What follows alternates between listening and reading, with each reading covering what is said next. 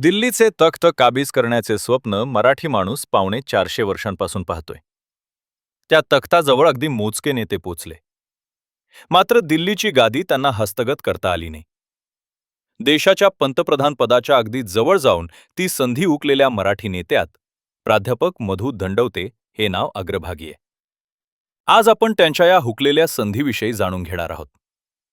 21 जानेवारी हा दंडवते यांचा जन्मदिन. त्यानिमित्त श्रीगोंदा नामाचे त्यांच्या स्मृतीस विनम्र अभिवादन. 5 वेळा खासदार, विरोधी पक्षनेते, मोरारजी देसाई मंत्रिमंडळात रेल्वे मंत्री, व्ही.पी. सिंह मंत्रिमंडळात अर्थमंत्री. देवेगौडा यांच्या कारकिर्दीत प्लॅनिंग कमिशन म्हणजे आताच्या नीती आयोग याचे उपाध्यक्ष, कोकण रेल्वेचे शिल्पकार, उत्कृष्ट संसदपटू, उत्तम वक्ते, सच्छील राजकारणी, साधी राहणी, समाजवादी विचारसरणी, निष्कलंक कारकिर्द. तेव्हाचे अहमदनगर व आताचे अहिल्यानगरचे सुपुत्र, अशी लांबलचक ओळख त्यांची सांगता येईल. आप्तेष्ट जनात ते नाना या नावाने परिचित. 1971च्या इंदिरा लाटेत महाराष्ट्रातून विरोधी पक्षाचे केवळ 3च खासदार निवडून आले होते. त्यात श्री दंडवते यांचा समावेश होता. कोकणातील राजापूर हा त्यांचा मतदारसंघ. 1991 साली काँग्रेसच्या कर्नल सुधीर सावंत यांनी त्यांना पराभूत केले. तेव्हा निवडणूक दरम्यान माजी पंतप्रधान राजीव गांधी यांची हत्या झाली होती. काँग्रेसविषयी सहानुभूतीच्या लाटेत दंडवते यांचा पराभव झाला. पुढे कर्नाटक राज्यातून त्यांना राज्यसभेवर जाण्याची ऑफर आली. मात्र त्यांनी ती नाकारली. त्याचे कारण तात्विक होते. ज्या राज्यातून राज्यसभेवर जायचे असते, संबंधित व्यक्ती तेथील रहिवासी असावा लागतो. तसे प्रमाणपत्र मिळवून अनेक जण खासदार होतात. मात्र असे खोटे प्रमाणपत्र मिळवून मला खासदार व्हायचे नाही आणि मागील दाराने संसदेत जाणार नाही असा बाणेदारपणा त्यांनी दाखवला. नगर शहरात त्यांचा जन्म झाला होता. विद्यालयीन शिक्षण नगर इथेच झालेले. पुढे क्रिकेटचा शौक म्हणून मुंबईत गेले. फिजिक्सचे प्राध्यापक म्हणून सेवा बजावली. भारतीय क्रिकेट संघाचे माजी कर्णधार अजित वाडेकर त्यांचे विद्यार्थी.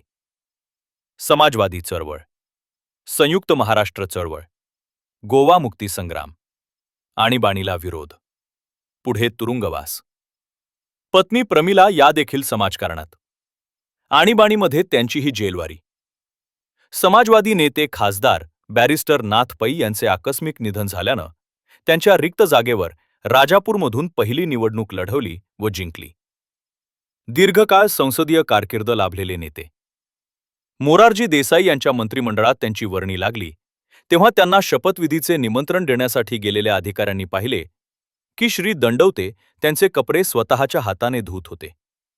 त्यांच्याकडे कार नव्हती.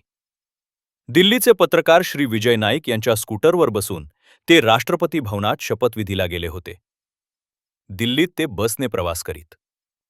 त्यांची पंतप्रधानपदाची संधी कशी हुकली हे आता जाणून घेऊ. 1996 सालात लोकसभा निवडणूक झाली. कोणत्याच पक्षाला स्पष्ट बहुमत मिळाले नव्हते.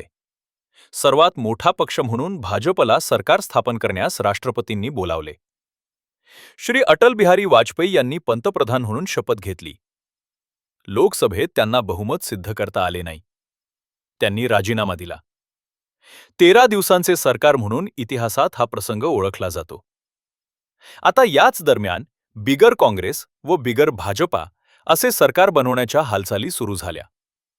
देशातील प्रादेशिक पक्षांच्या आघाडीनं थर्ड फ्रंट नावानं तिसरी आघाडी उभारली. आंध्र प्रदेशचे मुख्यमंत्री एन चंद्राबाबू नायडू तिचे संयोजक झाले. काँग्रेसनं तिसऱ्या आघाडीला सरकार बनवण्यास बाहेरून पाठिंबा देण्याचा निर्णय घेतला. आता तिसऱ्या आघाडीनं पंतप्रधानपदाच्या उमेदवाराचा शोध सुरू केला. सर्वप्रथम माजी पंतप्रधान व्ही.पी. सिंग यांच्या नावावर एकमत झाले. प्रकृती कारणासाठी त्यांनी ठामपणे नकार दर्शवला. पश्चिम बंगालचे ज्योती बसू यांचं नाव पुढे आले. त्यांच्याच कम्युनिस्ट पक्षाच्या केंद्रीय समितीनं सरकारमध्ये सामील होण्यास नकार दिला. आता मुलायम सिंह यांचं नाव पुढे आले. त्यांचे प्रतिस्पर्धी लालू प्रसाद यादव यांनी त्यास तीव्र विरोध केला.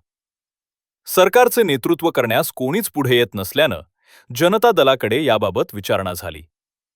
मधु दंडवते हे एकमेव सक्षम नाव जनता दलाकडे होते. त्यांच्या नावाला विरोध असण्याचं कारण देखील नव्हते. मात्र सर्वात मोठी अडचण आली ती म्हणजे श्री दंडवते हे राजापूरमधून लोकसभा निवडणूक हरले होते. शिवसेनेचे सुरेश प्रभू यांनी त्यांना पराभूत केले होते. लोकसभा हरलेला नेता सक्षम असून देखील या स्पर्धेतून बाजूला गेला. जर ते पराभूत झाले नसते तर पहिला मराठी माणूस देशाच्या पंतप्रधानपदी दिसला असता. नियतीला ते मंजूर नसावे. कर्नाटकचे मुख्यमंत्री एच.डी. देवेगौडा यांना आयती संधी मिळाली. कोणाच्या ध्यानीमनी नसताना ते भारताचे 11वे पंतप्रधान झाले. देशातील सर्वच राजकीय अभ्यासक व विश्लेषकांचे यावर जवळपास एकमत आहे की श्री दंडवते जर 1996 साली पराभूत झाले नसते तर देवेगौडाच्या जागी तेच पंतप्रधान झाले असते. अर्थात राजकारणात हुकलेली संधी आणि जर तर यानंतर फक्त हुरहुर उरते. मराठी माणूस, कोकणपुत्र, नगरचा भूमिपुत्र यांस दिल्लीच्या तख्तावर बसण्याची संधी गेली ती देखील एका मराठी माणसामुळेच. नाव आहे सुरेश प्रभू. अशाच नवनवीन अन रंजक घटनांसाठी पाहत रहा श्रीगोंदा नामा.